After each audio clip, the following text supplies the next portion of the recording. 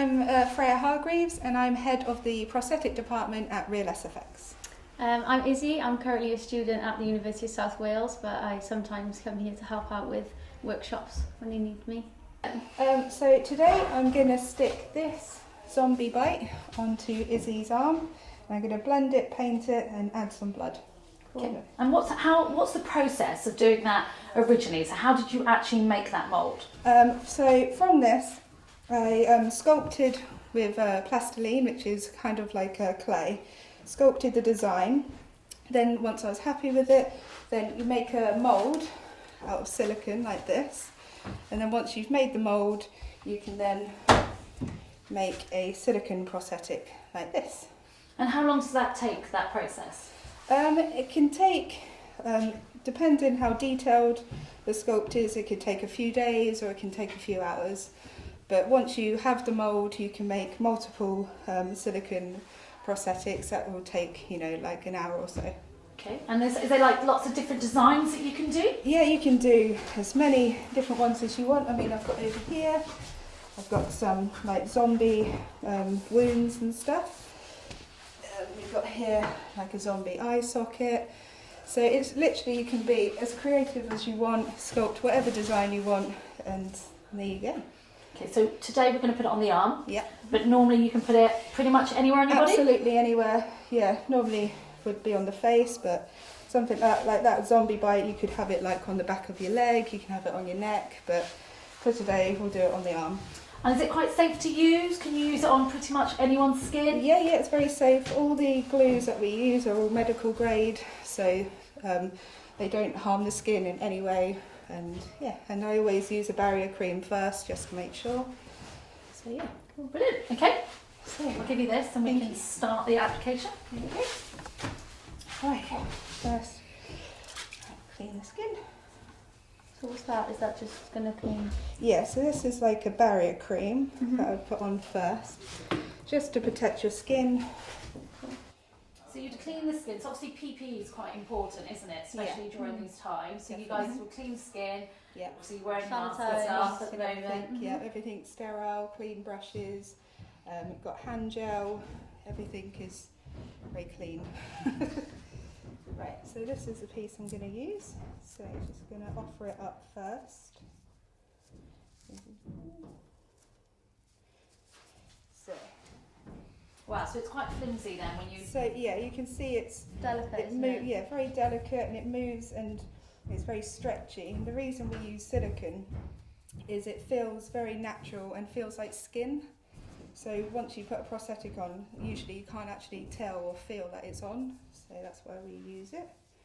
So I'll just offer this up to you. It might feel a bit cold. Okay. So this would be absolutely perfect at the moment for people that for Halloween, or like a bit of gore, or I suppose children. If you have a second lockdown. Yeah, 100%. Yeah. Yeah, with Halloween coming up, this is very popular.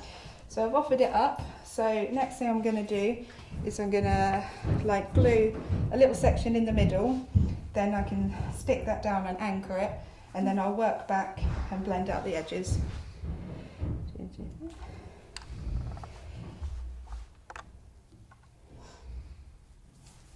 Freya, how did you get into the industry then? So I got into it kind of growing up with Danny, obviously, and I was always fascinated by his stories of being on set. I thought it sounded really glamorous and fun. And then I got really interested in makeup, and I thought I was kind of the kid that would try and get out of going to school by making myself look ill and telling my mum, oh, I'm not feeling well, and put like little fake spots on my face or whatever. And I was fascinated by films. I used to watch like Mrs. Doubtfire, and I loved that process of how he changed from a man to a woman, and I just thought it seemed really cool. So I trained in it, and then What course was that, Freya? It was a theatrical and media makeup course. It was only 9 months, and you learn everything from how to stick on a prosthetics and wigs and stuff like that. And then I got work experience at another prosthetics company, which was only meant to be 3 weeks, but it turned into 10 years. And just trained from there, really. So you had like a different career background than Izzy. You went to uni, didn't you? Yeah, so I started off doing a 1-year course similar to Freya, just theatrical makeup and special effects, and then I found a course that was actually focused more on TV and film hair and makeup, which covered, you know, wig, special effects, basic makeup. But obviously seeing Freya do this and everyone else is kind of crazy to see on what scale it can kind of be blown up to. So you did kind of more theatrical... Yeah, just kind of like stage makeup, and then through uni now, we're obviously focusing more on detail. We're being in front of cameras, so we, you know, there's more attention to detail rather than just kind of face paint and makeup. So if someone was trying to get into this as a career, yeah, like lots of people are looking at different career changes, yeah, and they don't know where they want to go. If they've got like a makeup background, or would you recommend it? Yeah, I definitely say. I think people are too scared to maybe apply for something like this because they think they might not have, you know, the experience. But then obviously there's like the apprenticeships and things where people can learn. I didn't hear about my university course until I'd finished college, so I was really excited because I'd never wanted to go to uni, and I feel like it's given me a bit of an advantage with this, especially working on set last year. It's definitely given me some experience. So you can suddenly have like a career change or yeah, straight off definitely. school or anything like that? Because I didn't even know I wanted to do this until I'd seen it. I didn't have a clue what I wanted to do. I kind of left school, went to college because I felt like I needed to, and then when I saw this, it definitely made me realise that there's more you can do than just the basics, you know?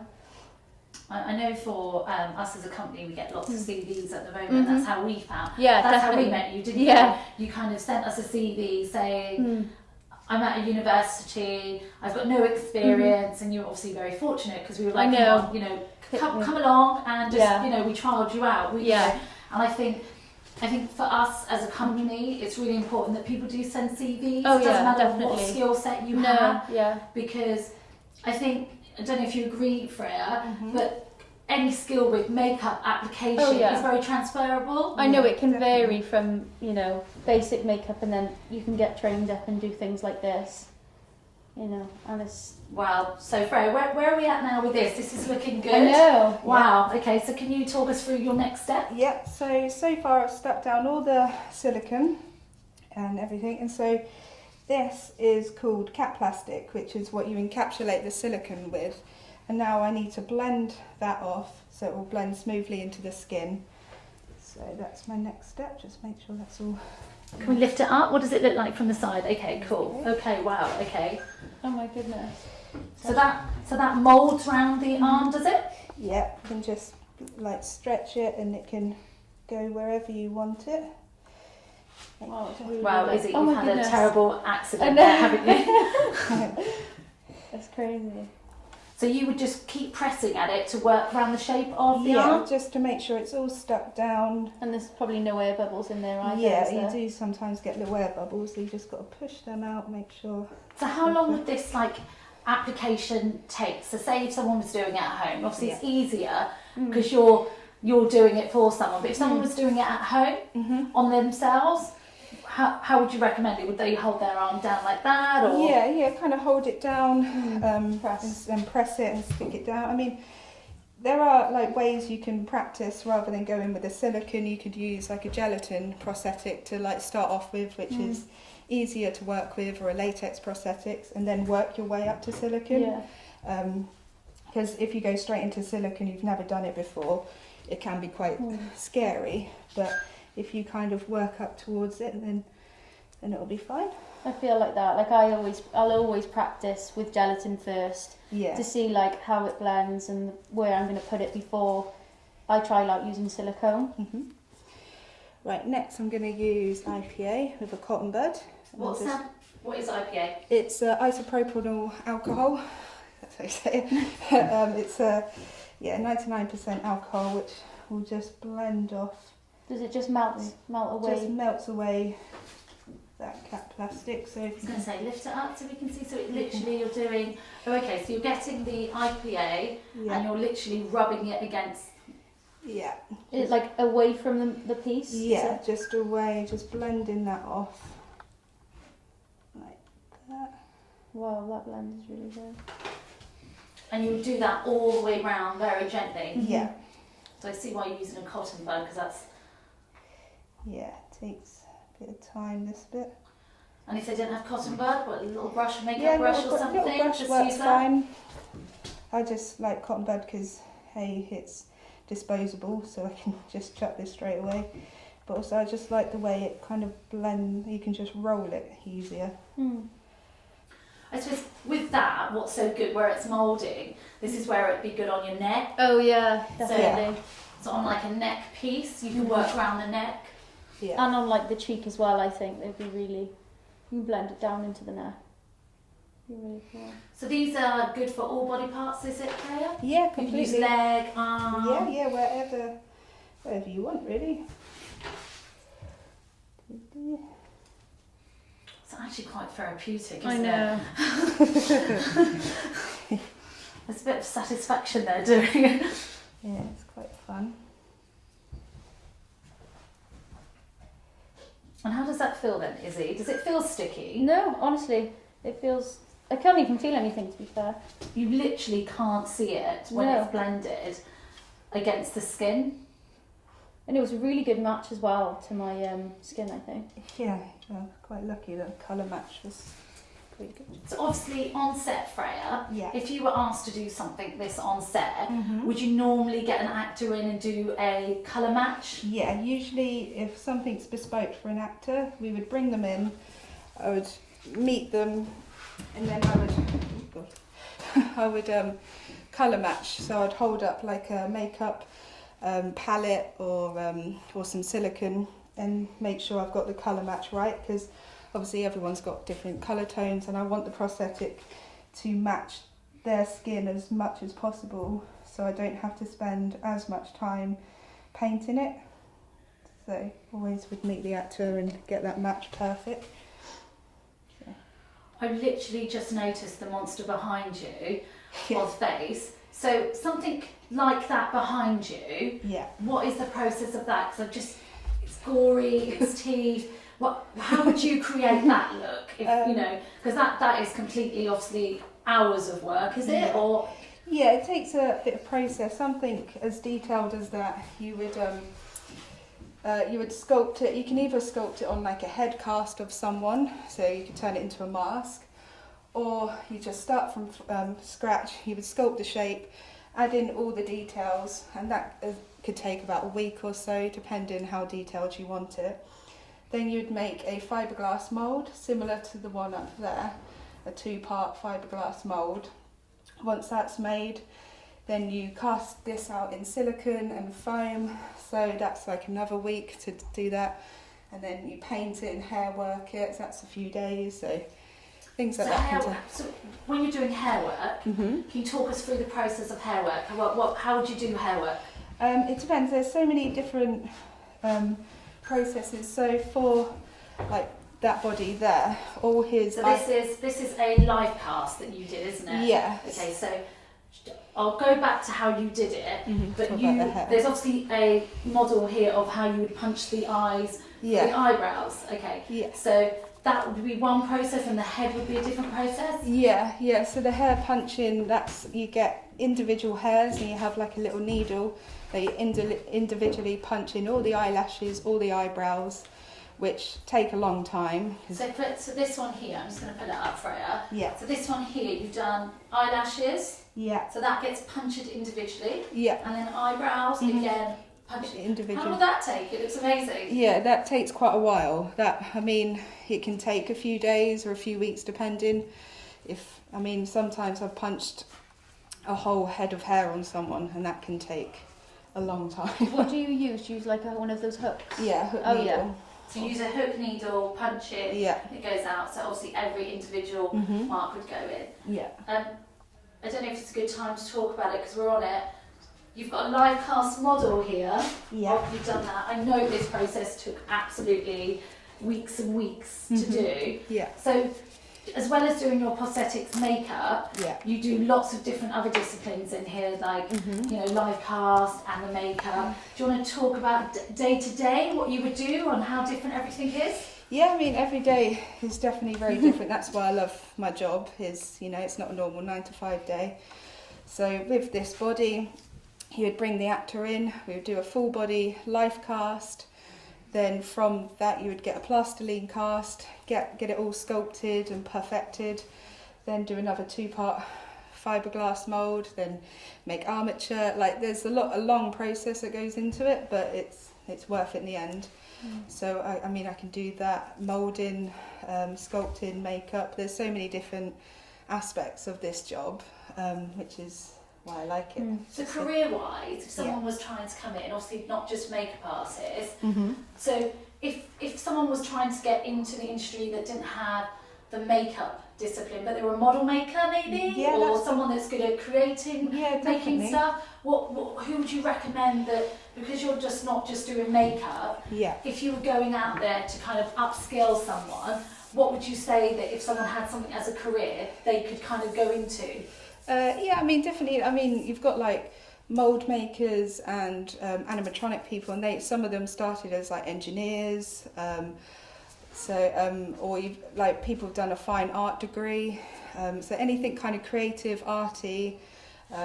We had carpenters. Yeah, we had a few carpenters that can scratch build things and stuff. So I mean, there's so many different aspects of this industry, this side of the industry, that would require lots of different skills. So you could just change careers. Completely. You could be an artist and go right. And I suppose probably the prime example, I was looking at this hand here, the detail of the painting in that hand. That would be someone that would go into it, or the punching of the head there. I mean, I know people that literally just do hair work, and they were hairdressers to start off with, and then they started making wigs for like cancer patients, and then they just kind of fell into making wigs for the film industry. Same with like artists, like you have art finishers that just specialise in doing all the fine art of it, because I mean, if they're used to painting and stuff, then they'll be perfect for for painting a body. So it's all transferable skills. Yeah, completely. So you can start something and then do, you know, a few courses. Is there courses available, or would you recommend them to contact companies, drop their CVs? Totally. I mean, there's so many courses out there. I mean, there's London College of Fashion, you've got Brushstrokes, Gorton Studios, Sean Harris. Like, there's so many people that do courses, which I'd highly recommend.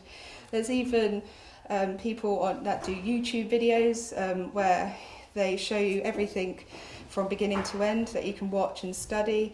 A lot of people just kind of make their own CV just because they're so passionate about this stuff, that they would just like watch YouTube videos, copy it, and then send off CVs to companies. Kind of like self-taught. And if you show that you're enthusiastic and you're excited about this, then companies, you know, welcome you in, especially Real SFX. Yeah, definitely. Like, if you show your you know. So build up a portfolio, kind of get yourself out there, send your CV out to people. I think, I know us personally, we always kind of like want someone that's willing to learn. Exactly. You know, as long as you're keen, you can always teach someone, can't you? Yeah, exactly. I mean, that's how I started. Like, I was really keen, and I was cleaning the toilets and making the teas, but that's how you kind of learn. You watch your peers, you watch people, and you ask the right questions, and then you can learn. So that's what I did. Definitely.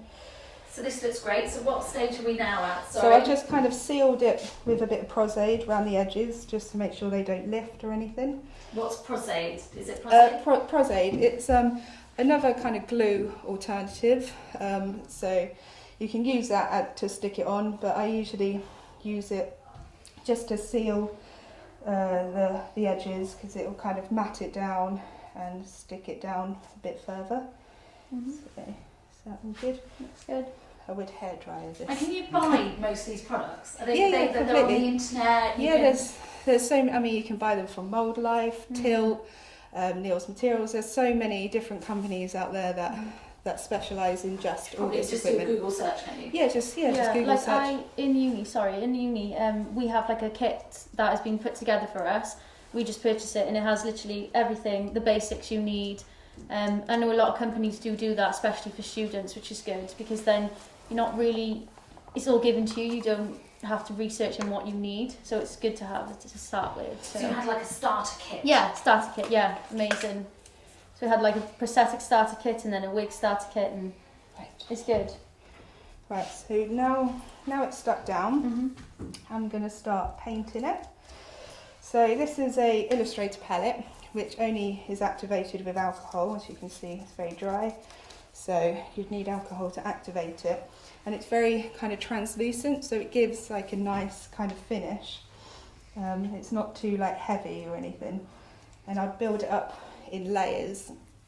So I'd start off with like reds, and I can see Izzy's got some like green tones, some brown tones. So I'll just kind of build them up.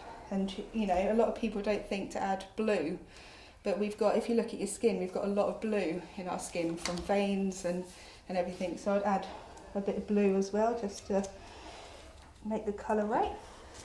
We're like that, we're looking at each other and going, oh yeah, I am. Me especially, I have really blue veins. It's really hard with the visor to see the colour. So you'll now build up a colour on her arm to kind of do some blending? Yeah. Okay, so say if someone at home didn't have all this stuff, what would you recommend? But I know normally some things come with like basic packs and stuff, but you know, day to day, they're going to be, you know, if it's children, I can imagine they'll be hitting their mum's makeup bags. I mean, that's what I did. I used to mix my mum's lipsticks and eyeshadows to kind of make all different things. But I mean, you can buy grease paints, they're fairly cheap, or aqua paints, just to kind of start off with, you know, so you can kind of work up your colours and then eventually work onto alcohol paints. That's made such a difference already. It's brought everything out, hasn't it, just by adding that gently on. So the good thing about alcohol paints as well is that because they're activated with alcohol, you can always remove bits as well. Yeah, exactly. So how long would this stay on for? Once you've applied it? Usually all day, if as long as you seal it properly. I've been able to start make up some people and they've had to go swimming wearing it, so obviously I've got to make sure that's not going anywhere. So as long as you seal it right, it can last all day. I can imagine people are sleeping in it, waking up in the morning. Yeah, definitely too. This palette.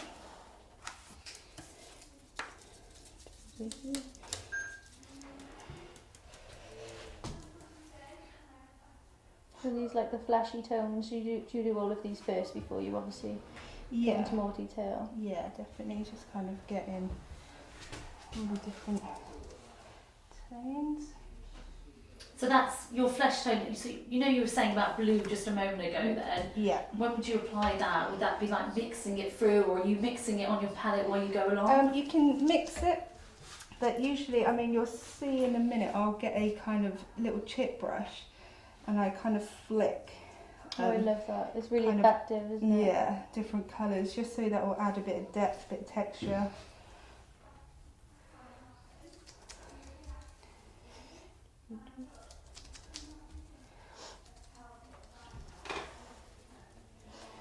So, that's what I'll do now. Oh, I'll grab a chip brush.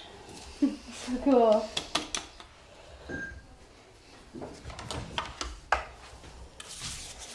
So this is probably my favourite brush, only costs like 20p. You cut it. But just cut it down, and I do that kind of technique, like little like splatter. So it just kind of really subtle, isn't it? subtly. And you just build this up. Yeah, until yeah, you're just happy with build the it colour. up till you're happy with the colour. So that's when I've kind of gone in with a bit of the blue. Yeah. Oh yeah, you can even see little parts.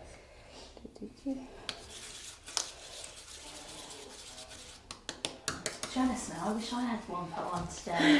Oh, could have done the school run with a scar on my face. My daughter would have been like, "You're so embarrassing." Move across the neck like that. Yeah.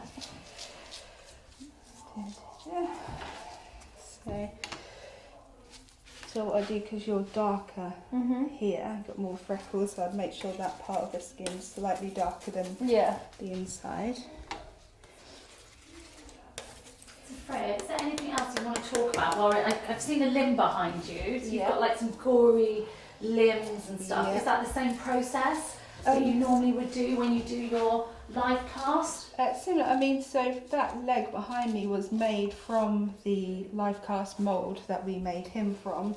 So that's the good thing, is when you've got a full body mould, you can literally just cast out the pieces that you want. You can just make a head, a limb, like a leg, an arm.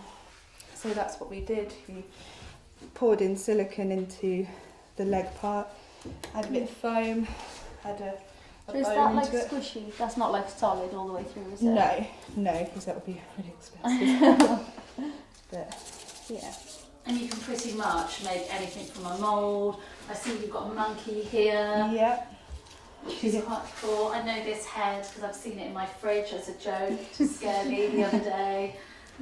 And then I see here you've got soft props as well. So you would make what, replica products as well? Yeah, so from... This way you were saying about model makers as well coming into it. Yeah, definitely. So with that, obviously you'd get a real hammer or crowbar or whatever you desire, and then just literally mould that. So you can... So like literally you can hit someone with this. So then and it's bendy. Yeah. Same with this, you can hit someone with it. So it's literally a replica of it, but in the a scene, softer. I suppose you could whack someone across it. Yeah, so it won't hurt them. Not that I would hurt anyone, but you know. Okay, cool. And the same here for us. I see a replica. I see replica guns. Yeah. This would be your model maker again. Anyone that's got those? Yeah, right? Completely. Wow. So it's looking cool.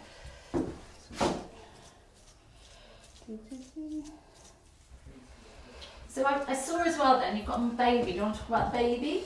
The baby. Your baby. My baby, yes. So your baby here. Yeah. So it's obviously hard to have babies on set all the time, isn't it? Yeah, completely. Yeah, so... Especially during... Yeah, especially newborn babies. They'll obviously cry a lot, so we have to make fake babies for those kind of productions. So that will be in the same process. You would sculpt a baby, mould it, and then cast it out. And that's got armature wire, so the arms can move, and it's got a breathing tube in it. So if you just squeeze that, his little chest will breathe. Oh, that's amazing. Actually, really does look really real, doesn't it? How long would it take to sculpt a baby like that? To sculpt it, I mean, that took about 5 days to sculpt it, and then. Yeah, a few more days to mould it and cut. So about 2.5 weeks to kind of complete it. But as you said, this is great and ideal for anyone that, you know, wants a baby on set or just a pram movement or something. Yeah, definitely. Yeah, because there's, I mean, you know, when you're on set, the hours are long, so you can't have a baby on set for hours on end, especially if someone's just holding a baby. So you'd need, a fake one to replace it, and then close-ups it would be. That's why they try and go for twins, don't they? Yeah, a lot of twin babies because they can only do a couple of hours and then another couple of hours with the other twin, but it's quite hard, and especially during these times as well. It's quite hard to. You wouldn't be able to have as many babies on set at the moment. No, definitely not. Oh, that looks cool. Right, so now I'm going to start building in the detail into the bite. Ooh.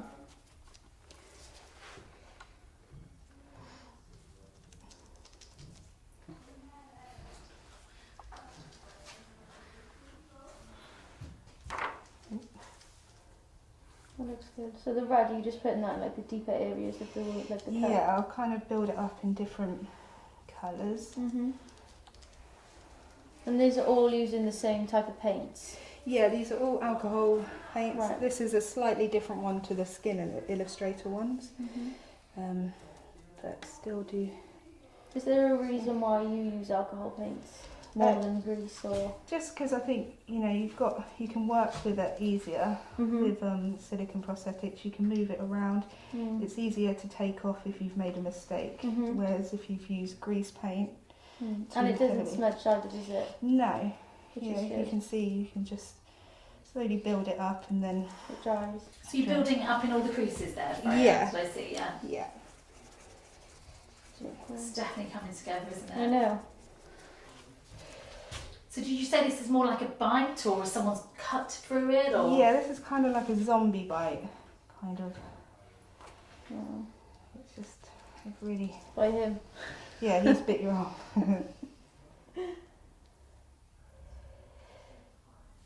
It's quite a quick process, isn't it? You think it'd take a bit longer. Yeah, it can take... It's really effective.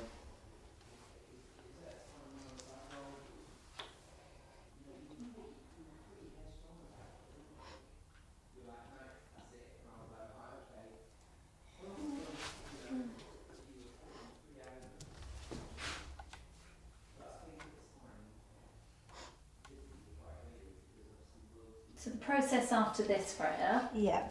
what would you do now? So you build. I suppose you can build as much as you want. I suppose it all depends on how much time you've got. Yeah, exactly. I mean... So if you were on set, Yeah. you know, you'd have millions to do. Yeah. Would you go in, you know, you probably wouldn't go in as much detail as you would if you had the right time. I think if I had, you know, limited time, I'd probably pre-paint this first. So where I've like cast these pieces, I would then, in the detail I'm painting now, I'd have that pre-painted. Okay. So it wouldn't take me as long to apply it. I'll just have to blend it, match it to the skin, and then it's done. And that's the same palette, same process. Yeah. Great, okay. I suppose that would be ideal if you were doing the same actor or someone the same day. Yeah, you know definitely. the colouring. Yeah, completely, because continuity is key on set. So if there was a lot of shoot days wearing the same makeup, we would cast them all out at the same time, paint them at the same time, so continuity would be spot on. And would you take photos and stuff? What's definitely. that process to make sure? Yeah, definitely take photos at all different angles, and sometimes take measurements of how, like, where the piece sits and everything like that. So something like that, I'd kind of paint it in with like those kind of colours, and then to make it some more detail, you can use kind of like a like this is called fresh scab, but you can use all different wound fillers. So I'll just take some of this out. So this kind of adds a bit more texture and a bit meatier. So you would use this when you're doing more of a deep cut or something? So it's like a gel, is it? Yeah, it's kind of like a little gel that you can kind of manipulate where you want it. So just kind of put it in some of the deeper areas.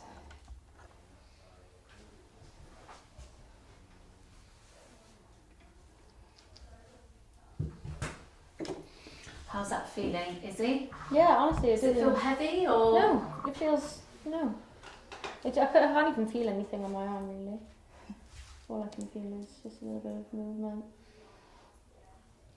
I literally would love to follow you around the supermarket after this, obviously with a mask on, and just to see your people's reactions and like you acting absolutely normal, Izzy, I just know. day to day. Just reaching over and grabbing something in front of someone's face. Wow. Right. So I guess now you would do it as gory as you want it. Yeah, exactly. You can go as far as you want to go, really. You can make it really, really bloody or subtle. It depends how you want. I mean, in this case, I'm probably going to go more bloody. I was going to say, we're going to go gore. Okay, Yeah. So we're thinking Halloween, gore. Yeah, Okay. more blood the better. So this is, kind of dry blood that I like to use. It's quite a realistic colour. Some of the fake bloods Not too red. too in your face red. But this I'll just... So when you're doing like a deep wound like this, do you need to be careful where you're putting certain bloods instead of just putting it all around? Or? Yeah, yes, so definitely. We'll, I mean, this one we're going to say is quite fresh, so we'll want all of this. If this was like a 2-day-old wound or something, would it be more dried out and scabbed? Yeah, maybe more a bit scabby, bruising? a bit bruising around the edges, definitely, yeah. And that you would, same process, you would just build the colours up? Yeah, yeah. So I've done before like the same makeup, but obviously a few days later, so just use different techniques to kind of make it look the same injury, but worse. So yeah, we'll just, with something this deep, usually. This is fresh off the press. She's just done it. Yeah. So getting all of there.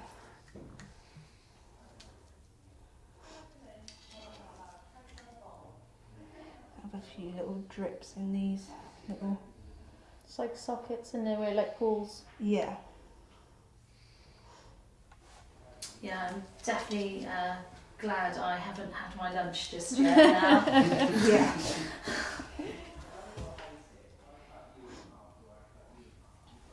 So I mean, you can go as far as you want. If you want it like super zombified, you could do like kind of veining off it, like, you know, it's, she's already, from this bite, already starting to turn into a zombie. And that's like the green colouring and all the Yeah, colours it's a behind dead you. look, isn't it? Yeah, kind of the kind of greens, the blues, the purples. With those veins, would you have just used a really fine brush? They're airbrushed. Oh, right, okay. So I mean, you can use a brush, but I like to airbrush because I think it gives a subtler Yeah, it's not as hard. approach. So that would be a build of colour again, Freya, and then is that fake? That's obviously fake teeth in the background, and then you would obviously keep buying lots of props and stuff, and you buy lots of additional bits and pieces. I suppose it all depends on what they've given you. Yeah, completely. Yeah, definitely. Yeah. So I think I've made you. And what is normally the process then, Freya? So say if someone comes along and you get a script. Yeah. Get a script. What's the process from the script? You get a script one day, and then how would you know that they would want that? So get the script. We would go through the script, and anything that says, oh, and such gets bitten on the arm, you'd be like, oh, okay, that sounds like a practical effect. So you'd write that down, and then speak to production, make sure everything they want is what you create. So say if they wanted a big monster, then you would concept design it on the computer, send it back to production to get authorized, and then you'd make a kind of smaller maquette version so they can see it in like 3D.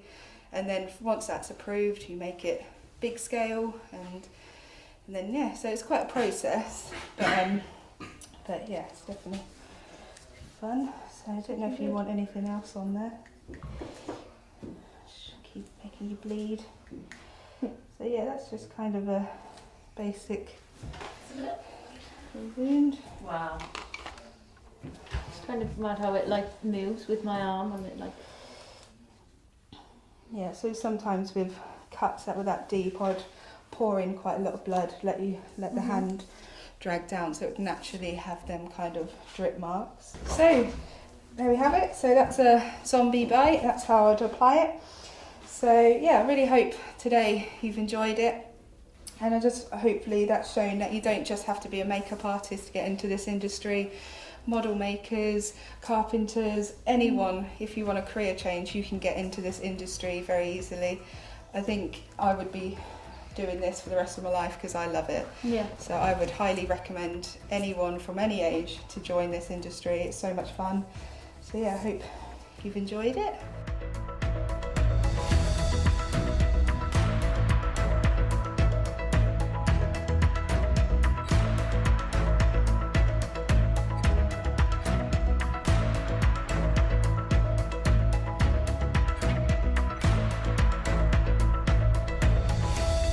If you would like to change your story, search Working Wales to find out more.